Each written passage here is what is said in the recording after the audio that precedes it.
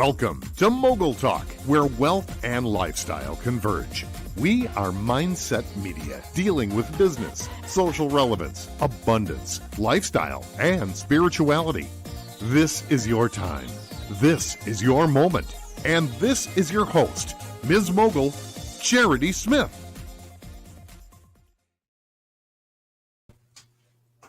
Hello, America and around the world. This is Charity Smith. I am Ms. Mogul. I am super excited to have this conversation with my guest and with all of you. You all, we are celebrating in big fashion International Women's Month. Now, you all know that this time of the year is really important to me.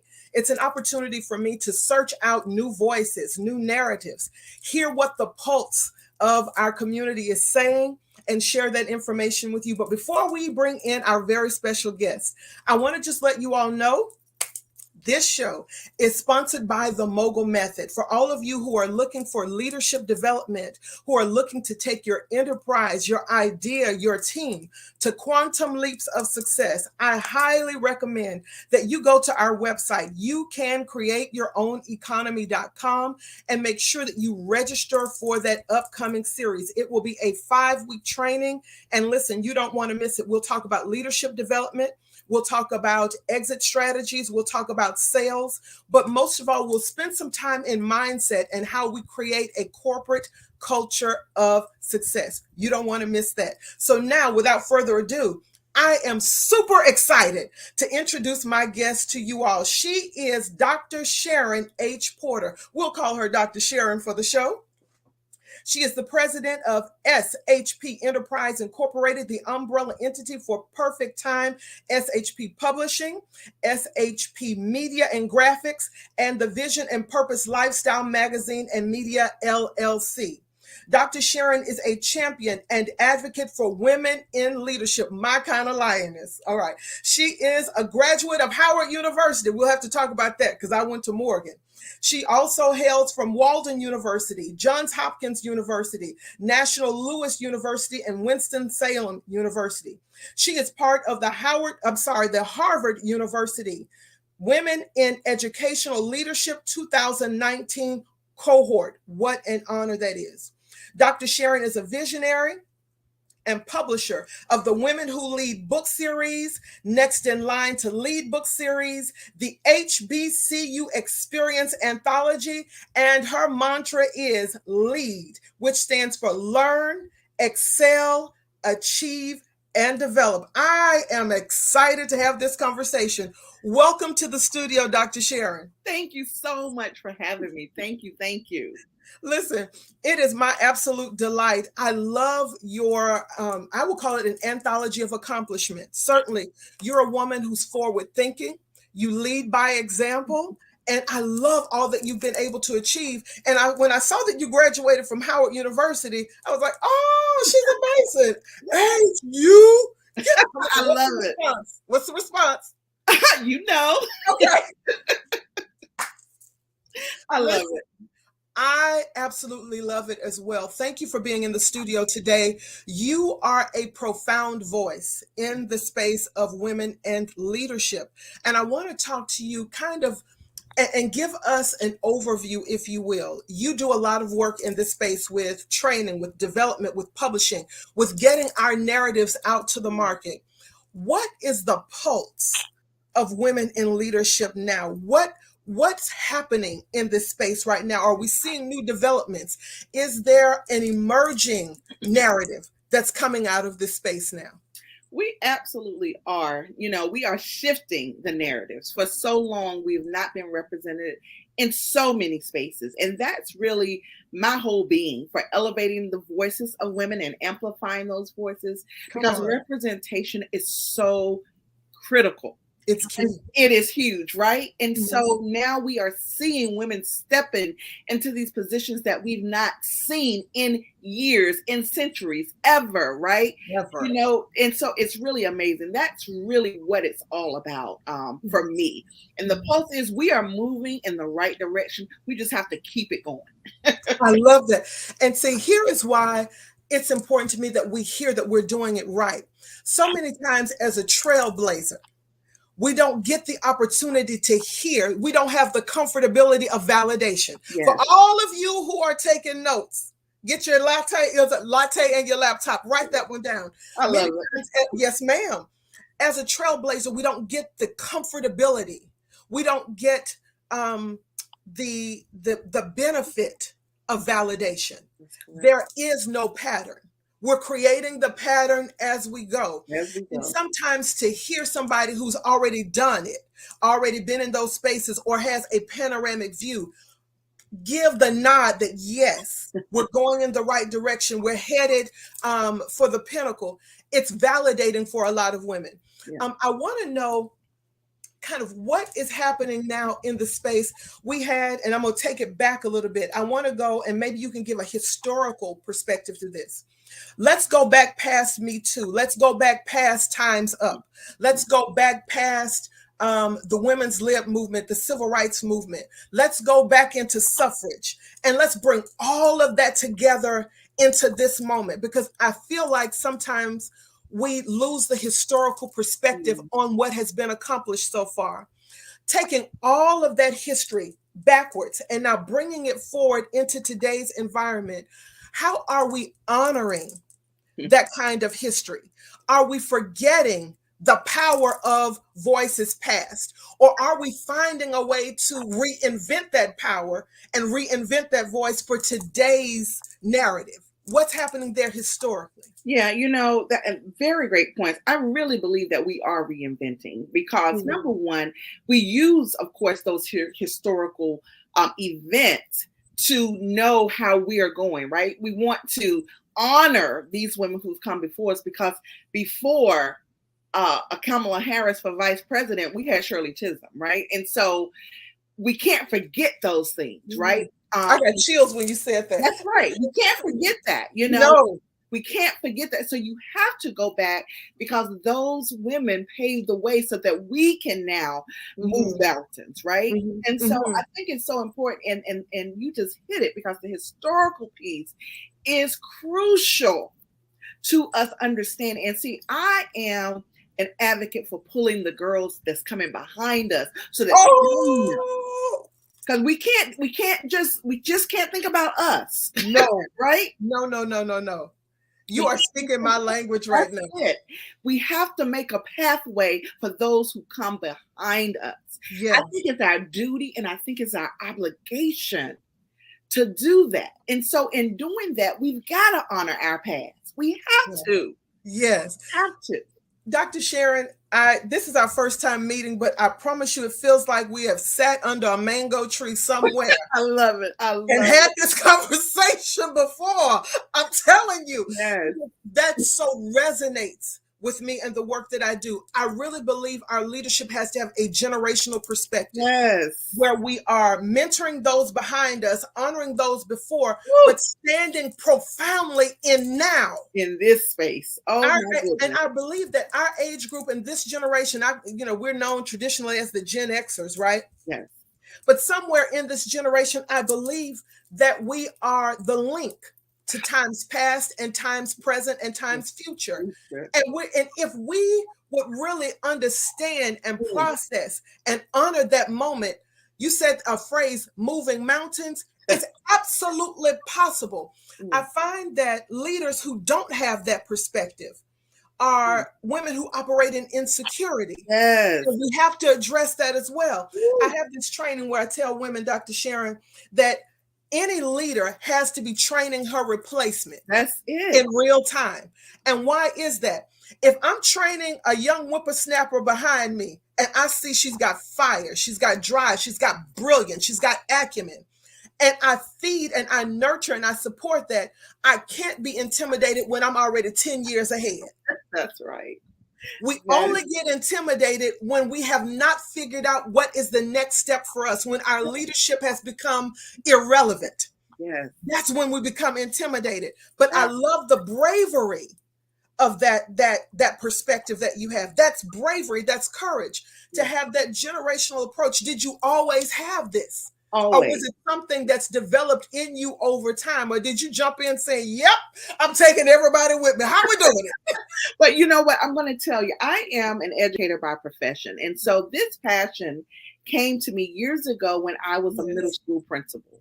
And I saw the students, the middle school students, the girls, get defeated so easily, get deflated when things come about, that didn't go quite their way. Would lose hope so easily, and that's how my Women Who Lead book series started. Because I'm in a sorority, and I would also mentor middle school girls, and so I would invite these women in to share their journey so that these young ladies could see the journey of these women, but they had to share their obstacles. They had to share their challenges.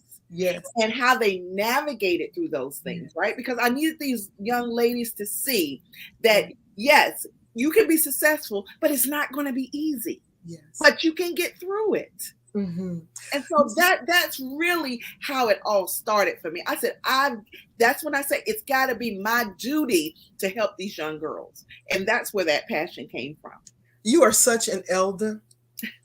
You are such an elder. I just hear the voice of the elder. You are such an elder. And that's a compliment. That's an honor. I love what you're saying about the whole mentoring piece and how the Women Who Lead series began, because representation, again, is so key, particularly to our girls and to our community. Being able to see that now removes, in my mind, the excuse. Absolutely. Or again, the crutch of failure. How have you challenged women? Because high performance women don't typically like to share vulnerabilities or challenges. But I find that when people know the story to the success, it validates the leadership. When people can see, okay, I see that scar. Oh, I see where that almost broke her neck, but she bounced back. That's right. How have you challenged women in that space, particularly high performance women, to be courageous enough to share that aspect of success? It was a non-negotiable. I'm on my 10th Women Who Lead book series. Come on. I said, yes, we want to know your success and your accomplishments, but it is absolutely mandatory that you expose your challenges, your vulnerabilities, your struggles. Like that was the whole point for me. I had, because we lost that in the age of social media, because we show the glam. And so we lost filters. That's it. We lost that. And so I said, these girls need to see the real deal, right? The good, the bad, and the ugly. That's so good. And that was my directive to every author who have written in a Women Who Lead book. You have to be able to expose your challenges. But more importantly, how you overcame them, because we navigate them. We navigate that. That's really the brilliance of women. Yes. We're going to get down, but we're not going to stay down. Absolutely not. I love what you're saying about that, and it resonates with what's happening in the month. It's International Women's History. I want to change that to her story. It's where we hear the challenges of a startup or the challenges of a vision, but how does this leader now reinvent that challenge into momentum or into now a learning experience? And how does the leader take this opportunity, or this situation, I should say, that really it should have just eliminated her, washed her up. But some kind of way we see her standing on the mountain with the cape on, flying with the 6-inch hit, saying, but she made it though. She's here. It's so important that we hear the story behind the history. I want to take this one commercial break. And when I get back, I want to dive deep into your work. I want to hear about the Women Who Lead series. I want to hear some of the stories behind that. And I want to hear what's up next for you. So if you'll hang out with me for just a minute, we're going to take this first commercial break. And when we get back, Dr. Porter, I want to dive deep into the work that you're doing right now, because it's vital. I go back to your statement. Representation is important. We'll be right back. Welcome to Mogul, the place where business, lifestyle, and possibilities collide. Hello, my name is Charity Smith. I'm Miss Mogul. I'm a business leader, global speaker, trusted economic development strategist, media personality, author, advocate, and lioness mom. We're taking you next door and around the world, conversing with business leaders about the news of the day, emerging business trends, and introducing your family to possibilities that will help you live life to its fullest. Listen, we're really excited about our special interest stories where we connect you with authentic faith, spirituality, and abundant thinking. Tune in right here, streaming live on this platform or on a mobile device near you. And listen, don't forget to subscribe to this show and discover the mogul in you. We're excited to connect with you, and we'll see you streaming live right here.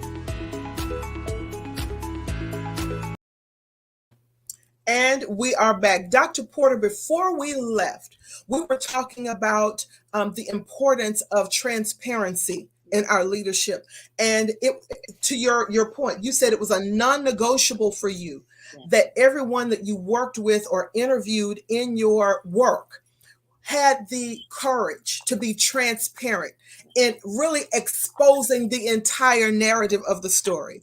So I want to come back and talk about the Women Who Lead series that you have masterfully published. I want to know, why is it important that you elevate women's voices now? Because again, we've talked about the historical implications of that, but we still have history to write, right? So why is it important that you elevate those voices right now? Well, it's really important because I feel we have to advance gender justice and gender inequality. It still exists. Mm-hmm. It still exists. Okay. Mm-hmm. And so we are, as women, powerful agents of change. We make things happen. You hear me? Yeah. But we continue to be underrepresented in decision-making spaces. That's in politics. That's in business. That's in education. Even in our community, we still are underrepresented. In 2022, we are just now having a nomination for a Black female on the highest court of the land. 2022 out of 115 Supreme Court justices, we've not had not one until 2022. That's powerful, right? Mm-hmm. We have to elevate the voices of women in leadership. There are still states in the United States who have never, ever had a female as a governor of their state. Think about that. Mm-hmm. There are cities who've never had a female mayor as head of their city. There are school districts in this country who have never had a female superintendent. In 2011, I was the first African-American principal at Kernersville Middle School in Kernersville, North Carolina. 2011. And the sad part about it is I'm still the only African-American principal who's been there. And I've been gone since 2013. That's why we need to elevate the voices of women in leadership, because we continue to be underrepresented. Continue. You bring up, okay, so now you feel you got my wheels turning with that. One of the things that I really, a theme, pardon me, that I talk about a lot is the wage gap and the wage disparities of women. And it was really my catalyst for entrepreneurship. I was like, so let's just burn the ladder and make that fuel, and let's build a bridge. I don't need the corporate ladder anymore. It's not my space. Now, that was my narrative. For all you sisters who are out there, we're supporting you. But for me, I was, a bit of a maverick anyway, a rebel. Let's go burn the corporate ladder and let's build our own bridges to where we want to go. But still, if you look at the Department of Labor statistics, Caucasian women still don't make the full dollar, though they are the highest represented in the wage. Yes. Somewhere around the 60 to 75 percentile, you find African-American women. Right. Under that, you have Latinas, who are somewhere between the 55 and the 60. Asian women are competing now with Caucasian women, but you still see this disparity even within the gender of wage gap issues. And then when you break it down according to race, it gets more disparaging. That is not a place, I don't think, for us to sit back and cry about our woes, but it really is a place for us to address, because the social ramifications of low wage, the political ramifications of underrepresentation, education, the opportunities our children get, there is this domino effect that is attached to wage gapism, if that's a word. So it has to be addressed. It does. I think, though, we're in this space, though, Dr. Carter, where we can be even more daring and more courageous in pursuing the elevation of these voices. And here's what I mean by that, and I want to hear your thoughts on it. So when you put together again, I go back to Me Too, Time's Up, and then we get a little bit of elevation in the narrative. People are now looking at equality in workplaces and in other places of leadership. And now women become more vocal in questioning representation, particularly African-American women. So, it's like, hey, I've trained the trainer who trained the trainer who trained the trainer. And led. And, what about this now? And so we look at that, but then we get the pandemic, who now, I said who now, but it felt like a person. Right. Like, he won't leave. Right, exactly. But then enter the pandemic now, where social norms and all kinds of norms are now challenged, and even in some cases shedded for the better.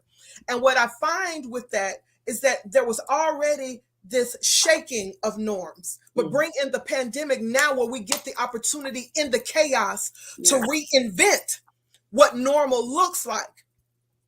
How do we use this time and this momentum, Dr. Carter, Porter, to start to now put momentum to what we're doing? We've already had light shown on what was hiding behind the closed doors. And now we're in this space where we can redefine normal because there's so much chaos.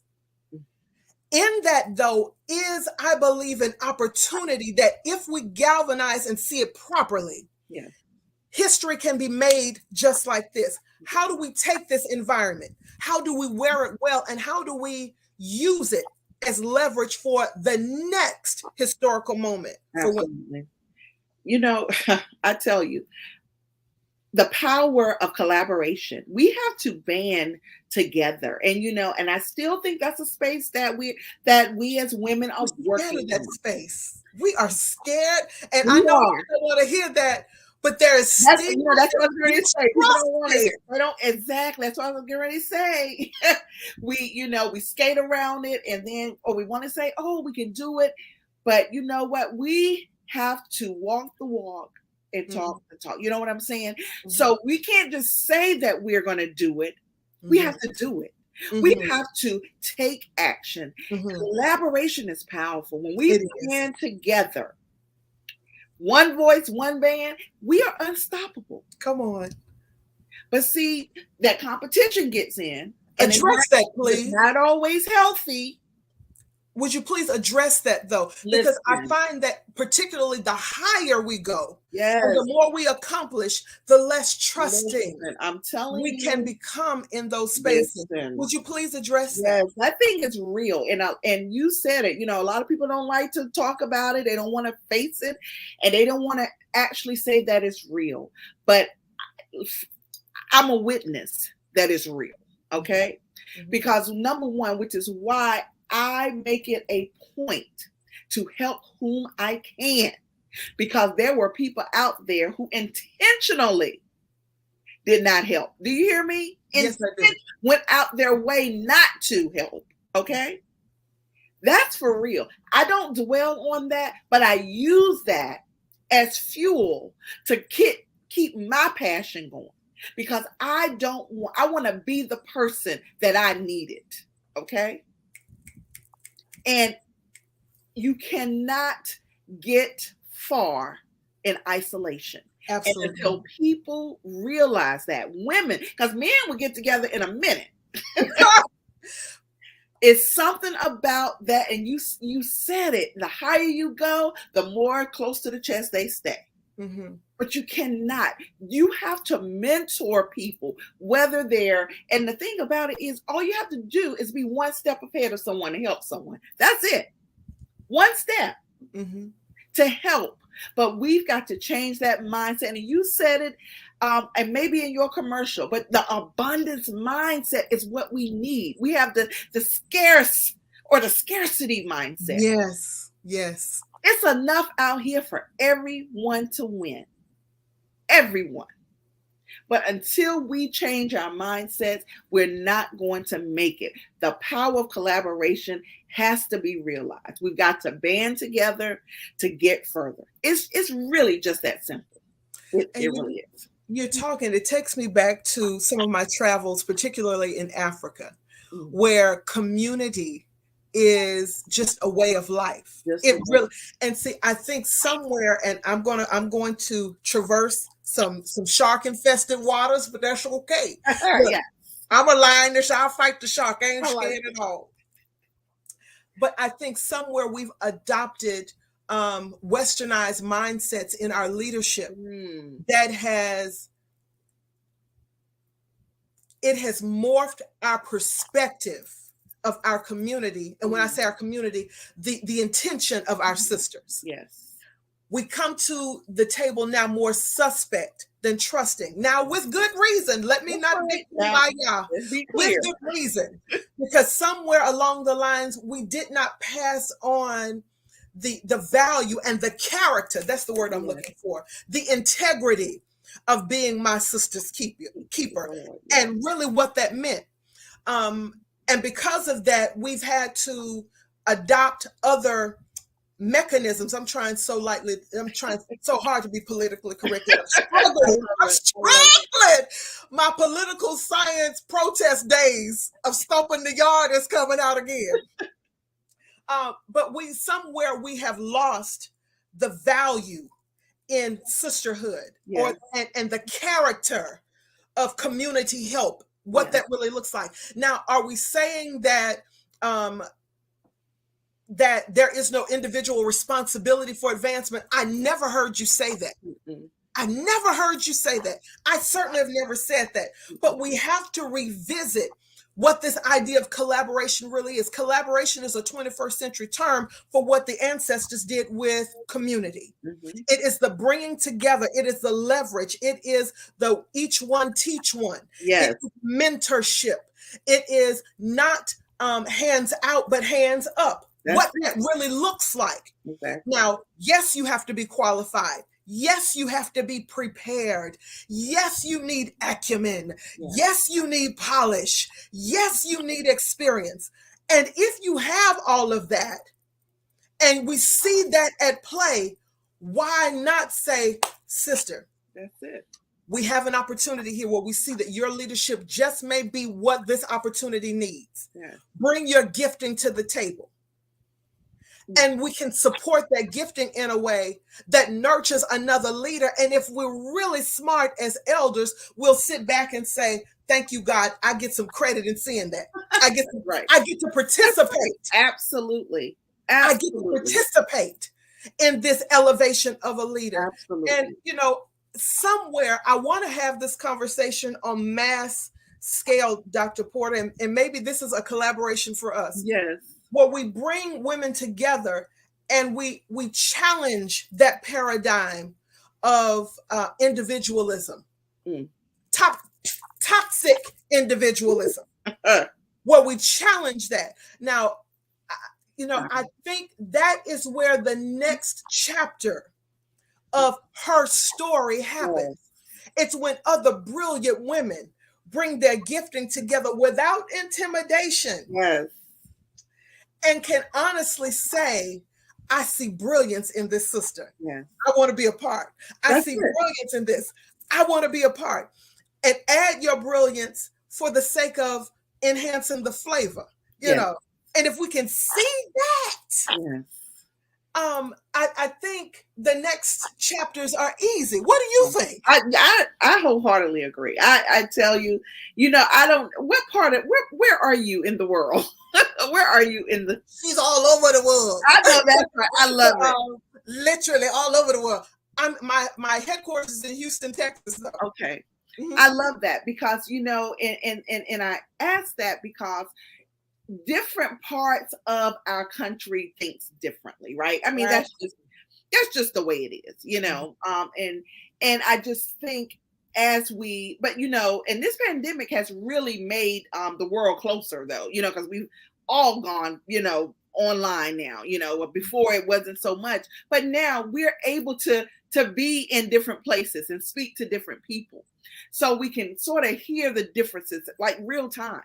Mm-hmm. And I just think that we as women banding together and stopping the competition, all of those things, like you said, the hands up, not hands out. Like when we do that, but it just takes you and I. It just takes you and me and someone else. You know what I'm saying? We don't have to galvanize a huge crowd because what's going to happen? The crowd will come. Mm-hmm. But you have, and you said it before, you have to lead by example. So you don't worry about the masses because the masses will come. Worry about connecting with one sister and then that sister connecting with another. It starts that way. And so I just believe, because I have been so disheartened when I tell you this, and this is why I drive myself so much by sisters, and I put that in quote, that have done you wrong, right? But you can't allow that to stop you. At all. You cannot allow that to deter you. You have to use it as fuel to keep going. And like when I connect with you, like you said, I've never met you, but there's a kindred spirit here. I'm like, I found someone just as passionate about this women in leadership as I am. And when you find that, you hold on to it and you grow and develop that thing. It's near and dear. Exactly. It is so near and dear. Exactly. So it's definitely possible. But you have to find, we talk about the village, your tribe. You have to find your people. Because everybody is not your people. Mm-hmm. Everybody is not. And so that doesn't mean that you can't, you're going to be courteous. You're still going to do all those things, but you can't be in business with everybody. That's just the way it is. Right. It just is. It just is. Right. Exactly. But the people that you can find, that you can grow and develop and collaborate, that's who you attach yourself to. That's who you do that. And you know what? I want to take one more commercial break, but you're onto something, Dr. Porter. I think finding that, though, finding that sense of community. Yes. Starts with the individual being really, really clear about what she's pursuing. Yes. And it's got to transcend money. Money is important. It's up there with air. You need it to live. Yes. We are not saying that's not important, but those values and those non-negotiables in life, being really clear about what that community is all about, I think is what attracts then the community to you. And when all people, I believe it was the book of Acts, where the disciples were telling them we had all things in common. What that means is I may do it differently, but the theme, the objective, the pursuit is still the same. Methodology may be tweaked here and there, personality, style, whatever, may be tweaked here and there. But if the ultimate goal is this, and we're clear about what that ultimate goal is, I can then invite someone with a different perspective that will enhance the journey. Enhance it. Yes. I love it. Let's take a commercial break. When we get back, I want to talk to you about the future. Okay. And where we go from here. All right. I'm enjoying this conversation with you. Stay with us, y'all. We'll be right back. Are you ready to break out and break through? Wait no longer. Charity Smith, known as Ms. Mogul, has created a breakthrough course and mastermind called the Mogul Method for multidimensional leaders wanting to harness their creative power and release their next big idea, transforming their performances, culture, and leadership. A highly sought-after media personality, business and transformative leader, Ms. Mogul enraptures her audience, taking them on a journey of personal and performance discovery with laughter, candor, a biting wit, and over 20 years of business acumen and leadership. Go to www.youcancreateyourown.economy.com now to awaken the mogul in you. Dr. Porter, we're running out of time. I always knew we would. And see, this is why I say this so many times on my show. We run out of time, not out of content. And I'm finding that with you too. It just feels like I've known you forever. I just needed a cup of coffee, and it's just two people enjoying a space together. I love it. In closing, though, I want you're from the South, right? I am originally from North Carolina. Yes, I am currently in the Maryland, the Washington, D.C. area. Okay, you in the DMV area. Yes. All right. So this phrase will ring familiar to you. Pearls of wisdom. Oh, yes, absolutely. Women in the South, when we were dressing up, or when they were dressing up, the one staple that a real lady would adorn was pearls. Yes. And it was a treasured possession. And it was also a significant display to society about how she carried herself, what her priorities are, her sense of class. All of that could be assumed with pearls. So in closing, I want you to give our listeners some pearls of wisdom. When we initially talked, I wanted to end the show with what are the challenges ahead, but I think we've spent enough time there. Yeah. I want to leave this with where we're going, because the next frontier is women in leadership. Absolutely. Possibility is wide open. Absolutely. We have the opportunity, the time, the chaos, the opportunity, and I would even say now the community and the drive to make new narratives and to take our leadership to the next dimension.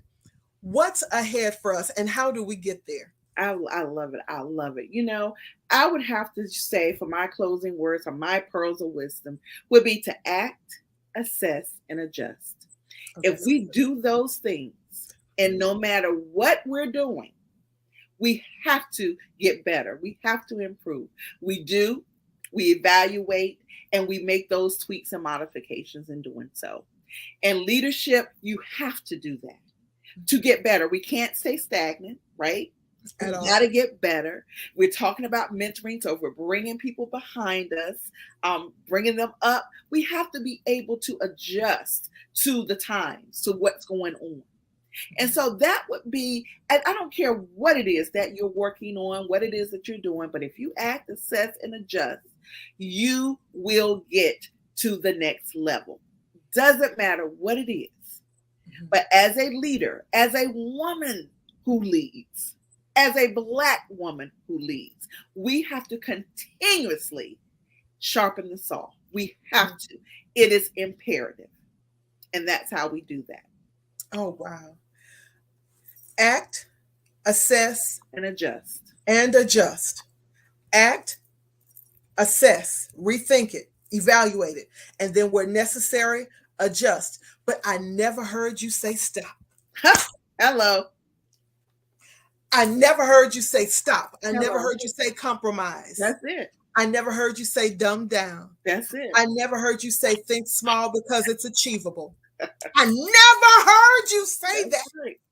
So what that says to me is we're there. We're on our way there. Yeah. We need, again, to act, assess, and adjust wherever necessary.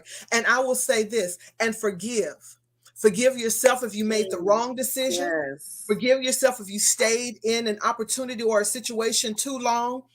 But if you were looking for permission, if you were looking for validation to make a courageous move or to make a bold step, I just heard Dr. Porter say, go do that. Now, she didn't say it, but that's what I heard her say. I love it. Come on. Dr. Porter, how do people find you and start to connect themselves with your work? Absolutely. I am on all social media platforms at I am Dr. Sharon. And that's Dr. Sharon. And please connect with me on LinkedIn. You can find me at Sharon Hargo Porter on LinkedIn. Wonderful, which is where I found you. Yes. Wonderful, wonderful. Dr. Sharon, this has been, I'm going to say it as Les Brown said, it's a plum-pleasing pleasure. I love it. To have this conversation with you about just where we are with leadership and where we as, and I don't want to say women of color because I want to be real specific, where Black women are right now when it comes to leadership and our ideas and where we go from here. It is absolutely encouraging to hear that we're on the right path. Yeah. We just maybe need to put a little gas on the thing. That's it. Make up for lost time. That's what I'm hearing you say. That's encouraging. Yeah. For all of the women who are listening, because our audience is vast. These are conversations that I want you all to take back to your communities, wherever you find your community. Go and have these conversations. How can you collaborate? How can you hire a woman-owned business? How can you hire a woman-owned brand? Yeah. How can you elevate a woman-owned idea? Whatever it is, how can you expand your philanthropy to now mentor women, perhaps abroad, which is something I'm passionate about that. And it's something that I do in my own philanthropy. I mentor women abroad in other countries. Why? It's important to me that women globally move into their greatness and into their power. I could spend all the day long talking about that. I won't. But I want to thank you again, Dr. Porter, for sharing your insight, your work, your acumen, your pearls of wisdom with us. And for everyone who was listening, I pray that you heard what this leader has said to us, that now is the time to move. Now is the time to act, to assess. And if you need to, adjust, but don't waste time and don't stop. I love it. All right. It's been my pleasure sharing this space with you, Dr. Porter, and with all of you. Thank you again for joining me for another installment of Mogul Talk. You all, we're elevating the conversation. We're going higher and higher. Stay tuned. Next week, we'll have another wonderful guest, and I promise you, you don't want to miss it. Bye-bye for now. Thank you for watching. Connect with us on our fan page on Facebook, Master Your Morning with Ms. Mogul, and subscribe to our YouTube channel, Mogul Life TV. And visit our website, youcancreateyourown economy.com and mommiescreatingeconomies.com.